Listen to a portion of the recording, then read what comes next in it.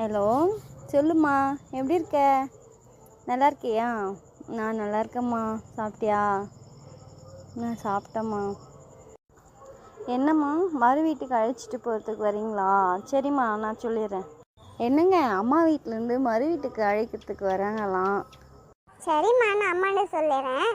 Chicken மட்டன்லாம் எடுத்துகிட்டு வந்து செய்ய சொல்கிறேன் அம்மாவை. நீ பார்த்துக்கோ, கூட இருந்து ஹெல்ப் பண்ணு.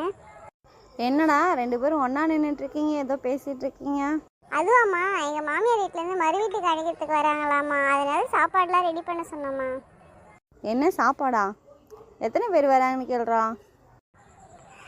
மறு வீட்டுக்கு தானேம்மா அழைக்க வராங்க. எப்படியும் 3 பேர் 4 பேர் வருவாங்கம்மா.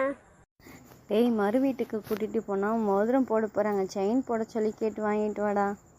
நான் எதே மோதிரம் வேணுமா உங்களுக்கு? மாதத்துக்கு ஒரு செயின் போடுவாங்களா? நான் அடி கேட்டேன் மோதிரம்.